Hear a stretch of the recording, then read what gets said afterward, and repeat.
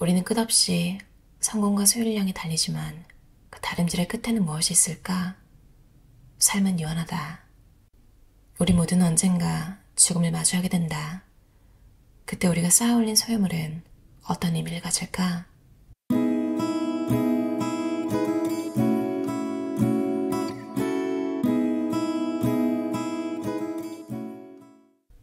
어차피 모든 인간은 죽는다는 것을 기억하라. 진정으로 추구해야 할 것은 성공이 아니라 충만함이다. 그것은 우리 내면의 소리에 귀 기울이고 우리를 둘러싼 관계의 그물 속에서 자신이 어디에 있는지를 깨닫는 데서 온다. 매일 반복되는 시간 속에서 문득 찾아오는 특별한 순간들, 그리고 그 순간을 누군가와 함께 나누는 기쁨, 그것이 우리가 살아있음을 느끼게 해주는 것이 아닐까? 미국의 시인 메리 올리버는 시 여름날에서 조용히 물었다. 말해보세요. 모든 것이 결국에는 그것도 너무 일찍 사라지지 않나요?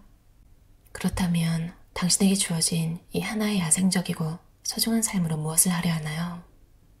우리는 흔히 지나간 시간을 아쉬워하거나 아직 오지 않은 날들을 걱정하느라 지금 이 순간을 놓치고 산다. 하지만 삶이란 결국 이 순간들의 집합이다.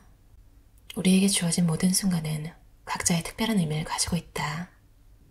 우리는 모두 유한한 존재이지만 그 유한함 속에서도 무한을 경험한다. 남보다 나은 삶이 아닌 오직 스스로 만족하는 삶. 최근 TV에서 해방촌에 사는 사람들 모습을 보여준 적이 있다. 그들은 계단이 많고 좁은 골목이 즐비한 해방촌에서 삶의 자유를 누렸다. 대기업 디자이너였던 한 청년은 작은 공방을 열며 삶을 재설계했다. 더 작은 삶을 선택했지만 오히려 더 충만해졌어요. 예전에는 매출과 실적만 생각했는데 이제는 하나하나 직접 만드는 즐거움이 있어요. 그러면서 손으로 만든 물건들을 자랑스럽게 내보였다. 해방촌 사람들의 모습은 제프리 영이 말하는 건강한 자아실현과 맞닿아 있다. 건강한 자아실현은 타인과의 비교에서 오는 것이 아니라 자신의 가치와 한계를 있는 그대로 받아들이며 스스로를 완성해 나가는 과정이다. 해방촌의 청년들은 남보다 더 나은 삶을 쫓지 않는다. 오히려 자신이 평범하다는 사실을 받아들이고 그 평범함 속에서 진정한 만족을 찾았다. 다른 사람의 성공을 경쟁적으로 바라보지 않고 서로의 삶에 귀를 기울이며 나누는 작은 이야기 속에서 삶의 온기를 찾았다. 평범함의 자유. 해방촌의 공방 주인은 이렇게 말했다. 예전에는 매일 밤 악몽을 꿨어요. 경쟁에서 뒤처지는 꿈이었죠. 지금은 수입이 많이 줄었고 예전처럼 가끔 실수도 하지만 더 이상 그런 꿈은 꾸지 않아요. 그의 작업실 창밖으로는 오래된 벽돌 담장이 보였고 그 틈새로 자라난 담쟁이 덩굴이 초록빛 생명력을 자랑하고 있었다. 그 담쟁이 덩굴처럼 그의 삶에는 작고도 자연스러운 여유가 스며들어 있었다. 제프리 형은 특권의식이 결국 자기 파괴적이라는 사실을 지적했다. 끊임없이 자신이 특별하다는 것을 증명하려는 강박은 자아를 질식시키고 타인과의 진실한 관계를 불가능하게 만든다. 정신과 의사로서 매일 이런 말을 듣는다. 원장님, 저는 특별한 게 없어요. 내세울 것도 없어요. 잘난 게 하나도 없어요. 그러나 이제는 깨달아야 한다. 진정한 치유는 특별함을 증명하는 강박에서 벗어날 때 비로소 시작된다는 것을. 마치 해방촌의 좁은 골목길처럼 우리 삶의 진정한 풍요로움은 불완전하고 평범한 일상 속에 숨어있다. 진정한 해방은 있는 그대로의 내가 되는 것. 우리는 늘 특별한 자리, 특별한 지위, 특별한 성취를 쫓으며 살아간다. 하지만 그 과정에서 정작 잃어버리는 것이 있다. 바로 나 자신으로서 누리는 평범한 일상의 자유다. 고등어 2마리를 1마리 가격에 사며 느끼는 소소한 기쁨. 새벽 공기를 마시며 걷는 고요한 순간. 편안한 옷차림으로 거리를 거니는 여유 같은 것 말이다. 카프카의 소설에서 그레고르는 끝내 자신의 진정한 목소리를 잃어버렸지만 지금의 나는 원장이라는 직함에도 더 이상 그 호칭에 나를 가두지 않는다. 특별함과 권위는 권위주의적 형식이나 위계에서 오는 것이 아니라 자유로움에서 비롯된다는 것. 자리에 맞추려 애쓰지 않고 있는 그대로의 자신을 인정할 때 오히려 더 단단한 신뢰가 쌓인다는 것을 깨달았기 때문이다. 모든 불완전함 속에 진짜 당신이 있다. 우리 삶에서 진정한 변화는 거대한 강물처럼 시작되지 않는다. 그것은 작은 물줄기에서 비롯된다. 잠들기 전 단 5분 동안 그날의 감정을 돌아보는 것. 오늘 나는 무엇을 느꼈지? 어떤 선택을 했고 그 이유는 무엇이었을까? 이러한 질문을 스스로에게 던지는 것. 평소 가보지 않던 서점에 들러 새로운 책을 골라보거나 가족들에게 요즘 어떤 생각을 하고 있어? 라고 물어보는 것. 이런 소소한 실천이 쌓여 우리를 자아 실현의 길로 안내한다. 영화 죽은 시인의 사회에서 키팅 선생님은 이렇게 말했다. 우리가 시를 읽고 쓰는 이유는 아름다워서가 아니다. 우리는 인류의 일원이기 때문에 시를 읽고 쓴다. 이 말은 단순한 자기 표현을 넘어서는 무언가를 암시한다. 우리의 언어가 가진 깊은 울림, 그것이 다른 이의 마음에 닿았을 때 일어나는 특별한 변화의 힘을 일깨워준다.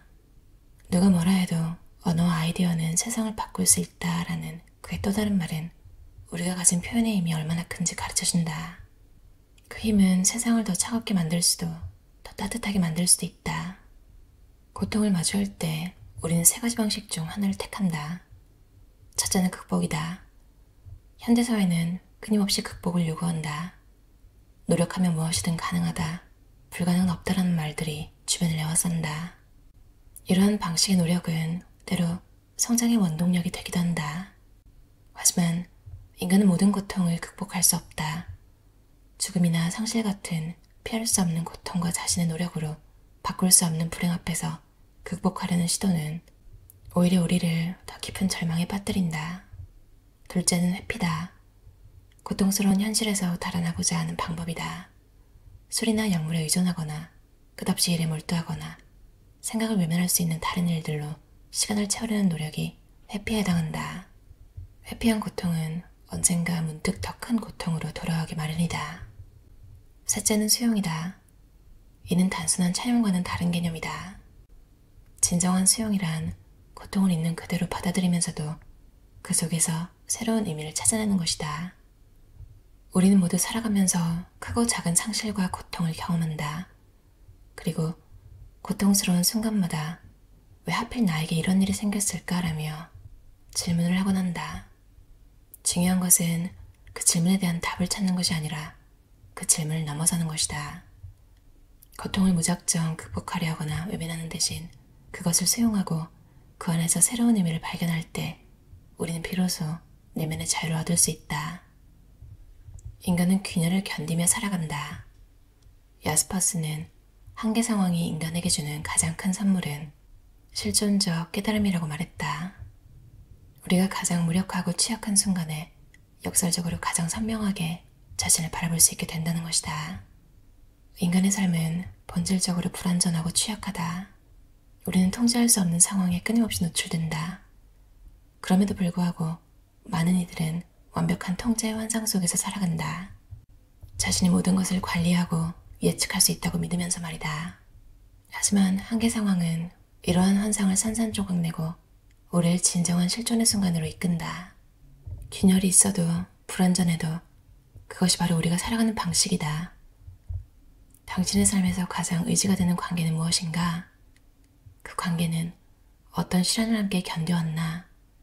혹시 겉으로는 완벽해 보이지만 실상은 공허한 관계를 유지하느라 에너지를 소모하고 있진 않은가? 누구와 함께 있을 때 가장 편안한지, 누구 앞에서 가면을 쓰지 않고 온전히 나 자신으로 존재할 수 있는지 생각해보자. 현대사회는 끊임없이 우리에게 특별한 관계를 요구한다. 더 친밀하게, 더 깊이, 더 의미 있는 관계를 만들어야 한다고 강요하듯 속삭인다. 우리는 직장 동료와 점심을 함께하고 친구와 커피를 마시며 가족과 저녁을 보낸다. SNS에는 수백 명의 친구가 있고 메신저에는 멈출 줄 모르는 알림이 쌓여간다.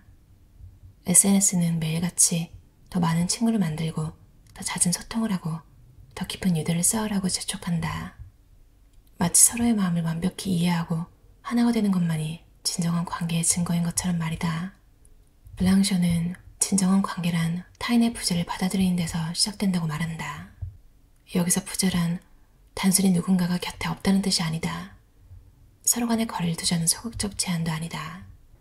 부재는 타인을 완벽히 이해하거나 소유할 수 있다는 환상을 내려놓는 적극적인 태도를 의미한다. 우리가 타인을 영원히 다 알 수 없는 미지의 존재로 받아들일 때에야 비로소 더 깊고 진정한 관계가 가능해진다는 것이다. 전미경 저자의 당신은 결코 특별하지 않다라는 책이었는데요. 삶의 시기가 또 있잖아요. 뭐 하루에 기분이 좀 가라앉는 시간이 있을 수도 있고, 근데 신기하게 어제 오늘이 딱 되게 다운되는 그런 날인데, 진짜 이런 날은 또 한 번에 막 오지 않나요? 갑자기 저는 가족이랑 그렇게 사이가 돈독하거나 뭐 화목하거나 연락을 뭐 안부를 묻는다거나 이런 가정이 아닌데, 오랜만에 연락이 오면 되게 무서워요. 그럼 안부가 아니라 100% 경제적인 지원을 좀 해달라, 그럴 것 같은데 안부를 묻더라고요, 오랜만에. 그래서 내가 편견이 있었나? 좀 미안하고 생각하고 대화를 이어나가려는 찰나 역시나 그냥 제가 예상했던 게 맞더라고요. 그래서 또 다시 슬퍼지고. 이런 경험 있으신 분들은 알겠지만 돈을 보내야 한다 그 자체로도 내가 막 남을 막 도울 정도로 부자가 아닌 경우에서 그렇게 한번 빵꾸가 나면 되게 뭐랄까요, 속상하다고 해야 되나요? 그런 감정도 아닌 것 같아요. 그러니까 내가 어느 정도 예산으로 계획을 이번 달에 세워놓은 게 있는데 갑자기 계속 나가는 거잖아요. 그러니까 그런 거에 대한 뭐랄까요, 그냥 허무함? 이런 거랑 원래 그러지 않은 사람들인데 이번에 뭔가 일이 터져서 도와줘야 된다 이런 게 아니라, 그런 거면 힘들 때 서로 도와주면 너무 다행이다 이런 마음 들겠죠. 근데 그게 아니라 도와줘도 또 앞날이 뻔한 거 있잖아. 그러니까 그냥 되게 무기력해지는 것 같아요, 이런 것들이. 그리고 또 제가 원래 혼자 잘 다녔잖아요. 작년에 진짜 거의, 작년이 아니구나. 맞아요. 작년 초까지만 해도 거의 혼자 다니다가 이제 친구도 많이 사귀고 사람들이랑 좀 교류하고 싶다 이렇게 중순? 작년 말부터 되게 노력을 했던 것 같아요. 근데 또 인간관계라는 게 나만 노력한다고 되는 게 아니잖아요. 저는 싸우지 않더라도 그 그룹 내에서 지들끼리 싸우고 멀어지고 싫어하고 뭐 그렇게 되니까 또 그런 그룹이 또 해체되거나 한 명을 빼고 이렇게 작아지거나, 아니면 또 아무튼 그냥 인간관계라는 게 또 다시 스트레스를 주는 그런 시기가 왔어요. 그래서 오늘 되게 기분이 깔아앉고 제 목소리도 되게 깔아앉았죠. 그래서 녹음하면서 되게 좀 죄송했어요. 주말 동안 잘 관리를 해서 다시 좀 더 깔끔하게 녹음할 수 있도록 할게요. 갑자기 또 인생이 혼자라는 생각이 막 들면서 되게 뭐랄까 외로웠는데, 이 책에서 진정한 관계란 타인의 부재를 받아들이는 데서 시작된다, 이 말이 되게 위로가 되더라고요. 전미경 작가님은 정신건강의학과 전문의신데 유튜브 채널도 있으세요. 저도 구독을 해서 보는데 많이 도움이 돼요. 혹시 좀 단호하지 못하신 분들은 이번에 책을 읽으시거나 유튜브 보시면 도움이 많이 되실 거예요. 삶이 무한하다는 착각을 우리가 한다고 책에도 그런 내용이 있는데, 그냥 이런 생각이 들더라고요. 진짜 죽으면 끝인데 왜 이렇게 살지? 그리고 왜 그렇게 사는 사람, 그 가족들이나 그런 사람들도 삶이 유한하다는 걸 몰라서 그러는 거겠죠? 정말 여러 가지 감정이, 가족이라는 거는 생각을 하면 좀 뭐랄까요, 감정이 폭풍처럼 밀려오는 것 같아요. 그 감당이 안 될 정도로. 대부분 그냥 별로 안 좋은 느낌이 들고, 저는. 그래서 이럴 땐 또, 그러니까 즐거울 때도 책이 좋지만, 저는 역시나 좀 기분이 가라앉을 때는 이렇게 책을 읽으면 정리가 되더라고요. 지금 제가 여러 가지 막 생각이 많아가지고 횡설수설 하는데, 아무튼 오늘 토요일인데 주말 잘 보내시고요. 삶이 유한하다는 거 다시 한번 생각하면서 내가 진짜 원하는 게 뭔지, 내가 이렇게 시간을 쓰고 있는 게 맞는 건지 그런 생각을 한번 정리를 해보는 저녁 시간 보내셨으면 좋겠어요. 들어주셔서 감사합니다.